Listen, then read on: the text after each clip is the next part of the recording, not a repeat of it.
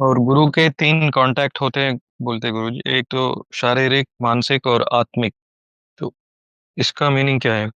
क्योंकि गुरु का कोई शारीरिक कांटेक्ट तो होता नहीं। शारीरिक कांटेक्ट कांटेक्ट तो उसी के साथ होता है जिसके साथ आपका शारीरिक संबंध है।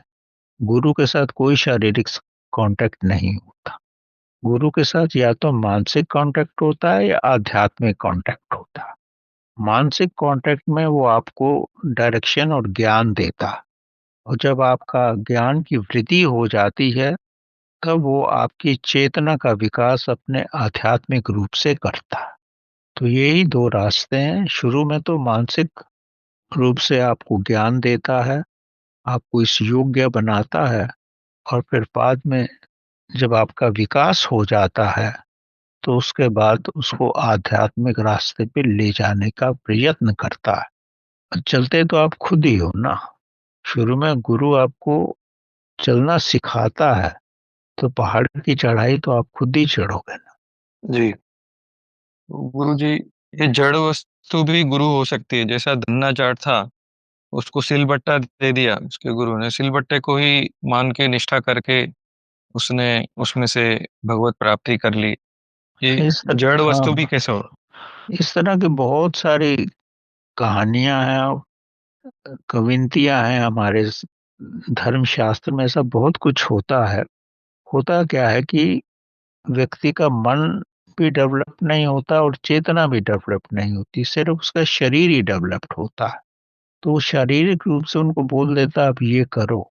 इस तरह के बहुत सारी कहानियां हैं कि गुरु के पास चेला आया तो गुरु ने कहा आप सिर्फ चावल ही कूटते रहो। वो 20 साल तक चावल ही कूटता रहा। चावल कूटते कूटते उसने मन को ट्रांसेंड कर लिया। फिजिकल करता ही था। फिजिकल करते करते उसका मन शून्य हो गया। जब मन शून्य हो गया तो आत्मा का विकास हो गया। तो वो प्रभु तक पहुंच गया, और उसी को फाइनली गुरु को उसको ही गद्दी देनी पड़ी। वो बाकी जितने मानसिक शिष्य आए थे उनसे बहुत ऊंचा हो गया था। तो प्रश्न यहाँ पे ये है, अगर रियली में गुरु शिष्य को जो भी देता है उसकी अवस्था के अनुसार अगर वो उसको करे तो उसका विकास हो जाता है। फाइनली तो आपको शून्य अवस्था में जाना है, साइलेंट मोड में जाना है। वो उस वो करने में 20 साल भी लग सकते, 10 साल भी लग सकते। अब जो आदमी 10 साल तक धान ही कूटता रहेगा तो उसका मन तो वैसे ही शून्य हो जाएगा, और शारीरिक एनर्जीज भी खत्म हो जाएंगी। तो चेतना तो वैसे ही रहेगी, तो चेतना का विकास हो जाएगा। जैसे ही मन शून्य हुआ तो चेतना का विकास हो जाता है। इस तरह की बहुत सारी कहानियां हैं। इस श्वेत केतु की कहानी भी तो इसी तरह की है ना, जिसके गुरु ने उसको भेज दिया तुम गायों के साथ जाओ, और जब 400 की 800 गाय हो जाए तो वापिस आ जाओ। तो वो भी तो शून्य में हो गया, तो उसको एक की प्राप्ति हो गई।